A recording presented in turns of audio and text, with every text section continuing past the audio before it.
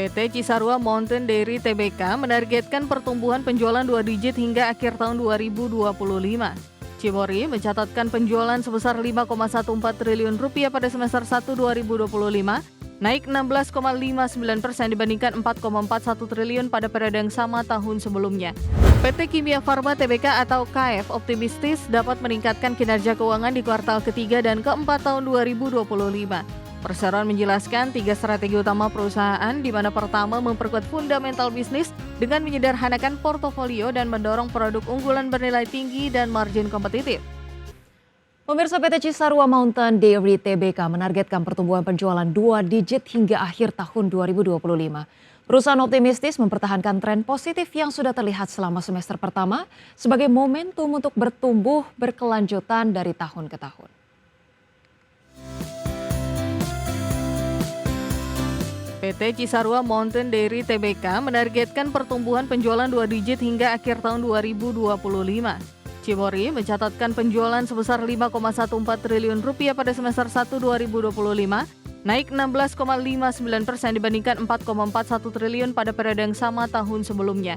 Selain itu, laba periode berjalan turut meningkat 23,8% menjadi 993,8 miliar rupiah dari 802,4 miliar rupiah. Untuk mencapai target tersebut, Cimory fokus mengembangkan produk inovatif di segmen premium dairy dan premium consumer foods. Perusahaan juga memperkuat pemasaran digital, memperluas jangkauan produk keluar Pulau Jawa dan Sumatera, serta meningkatkan kapasitas produksi dan distribusi. Pada kuartal pertama 2025, perseroan membukukan pendapatan bersih 2,44 triliun rupiah, tumbuh 12,41% secara tahunan. Segmen makanan konsumsi menjadi kontributor utama pendapatan dengan pertumbuhan 30,89%, meskipun segmen produk olahan susu mengalami penurunan 10,59%. Berbagai sumber IDX Channel. Pemirsa, PT Kimia Farma Tbk optimistis dapat meningkatkan kinerja keuangan di kuartal ketiga dan keempat tahun 2025. Perusahaan farmasi plat merah ini fokus pada strategi profitabilitas dan efisiensi di setiap lini usaha guna mendorong perbaikan keuangan sesuai dengan transformasi bisnis yang tengah dijalankan.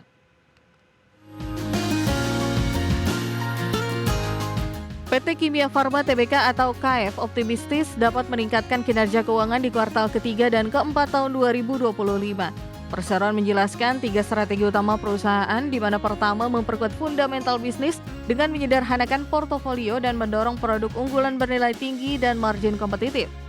Kedua, mengoptimalisasi saluran penjualan demi memperluas jangkauan dan penetrasi pasar. Ketiga, memperkuat digitalisasi serta inovasi produk sesuai tren kesehatan masyarakat. Kimia Farma juga berhasil menurunkan beban produksi dan operasional secara signifikan. Beban pokok penjualan turun 1,02% menjadi 6,99 triliun rupiah dan beban usaha turun 15,68% menjadi 3,79 triliun rupiah pada tahun 2024. Hal ini berdampak positif terhadap peningkatan laba bruto sebesar 4,96% secara tahunan. Pada 2024, kerugian bersih Kimia Farma berhasil disusutkan 46,56% dari 2,26 triliun rupiah menjadi 1,2 triliun rupiah. Transformasi bisnis dan pembenahan internal yang berkelanjutan menjadi kunci perbaikan ini yang diharapkan berlanjut untuk meningkatkan profitabilitas di paruh kedua 2025. Berbagai sumber IDX Channel. Pemirsa, PT Kawasan Industri Jababeka Tbk atau KIJA percaya diri dapat memaksimalkan peluang yang terbuka dari perjanjian perdagangan Indonesia dengan beberapa negara dan kawasan. Perusahaan kawasan industri ini melihat momentum positif setelah langkah strategis Indonesia dalam menurunkan tarif dan memperkuat kerjasama dagang internasional. Setelah gejolak dagang global di awal tahun, Amerika Serikat menurunkan tarif tambahan produk impor Indonesia dari 32% menjadi 19%. Langkah ini membuka ruang lebih besar bagi produk Indonesia untuk bersaing di pasar Amerika, sekaligus memberikan keuntungan langsung bagi eksportir dan industri terkait, termasuk kawasan industri seperti Jababeka. Selain Amerika Serikat, Indonesia juga semakin memperkuat hubungan dagang dengan Uni Eropa melalui IU-CEPA dan dengan Peru melalui IP-CEPA. Kija meyakini perjanjian dagang ini akan membuka akses pasar yang lebih luas dan memperkuat daya saing kawasan industri dalam menarik investasi dan peningkatan ekspor. Mengantisipasi peluang tersebut, perseroan terus memperkuat pengembangan infrastruktur dan layanan untuk menarik investor baru serta mendukung pertumbuhan bisnis kawasan industri.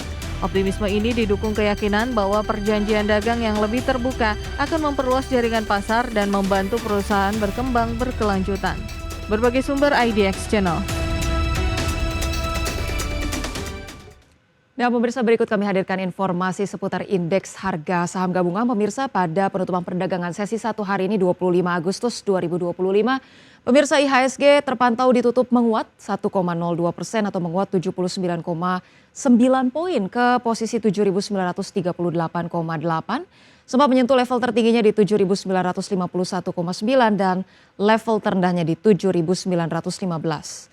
Kemudian pemirsa, 463 saham menguat, 208 turun dan 133 saham stagnan. Sementara itu pemirsa, dari top gainers kami hadirkan informasi sejumlah top gainers dari koin menguat 24,61%, kemudian ada BBRI menguat 2,9%, MTEK menguat 18,8%, CDIA menguat 2,6%. Kemudian top losers pemirsa ada SMIL yang melemah 2,9%, Goto melemah 1,6%, kemudian ada saham DASA melemah 1,8% dan ASLC melemah 3,4%. Dari pergerakan sektoral pemirsa, sektor properti memimpin penguatan dengan kenaikan 3,1%, disusul teknologi dengan kenaikan 2,1%, infrastruktur naik 2,02%, dan keuangan mengalami penguatan 1,9%.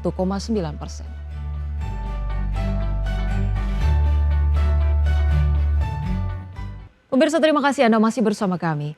PT Guna Nusa Era Mandiri Tbk atau Guna mengamankan fasilitas kredit senilai lebih dari 200 miliar rupiah dari Bank CTBC Indonesia, di mana dana segar ini akan dipakai untuk ekspansi pabrik baru dan kebutuhan modal kerja perusahaan.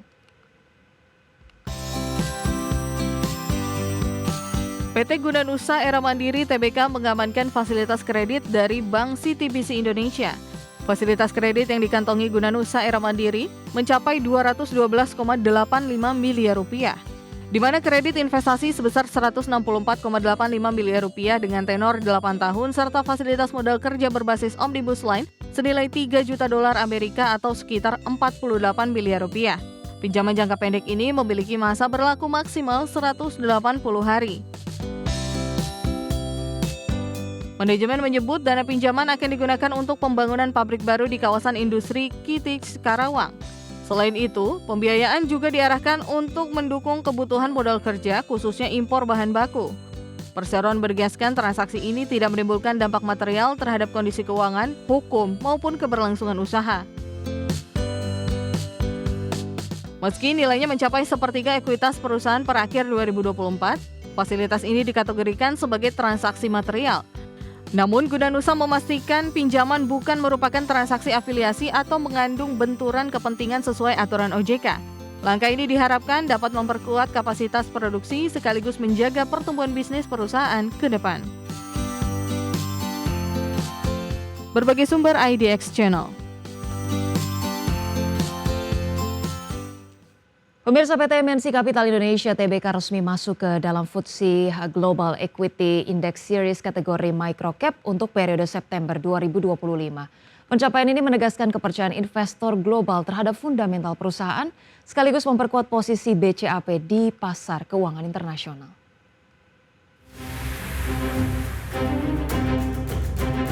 FTSE Global Equity Index merupakan salah satu indeks bergengsi dunia yang melibatkan sekitar 19.000 perusahaan publik lebih dari 40 negara, baik pasar maju maupun berkembang.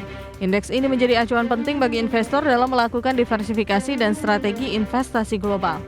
Direktur Utama PT MNC Capital Indonesia Tbk Yudi Hamka menyampaikan bahwa masuknya perseroan ke dalam indeks FTSE Global menandakan validitas fundamental perusahaan dan peningkatan eksposur investor global.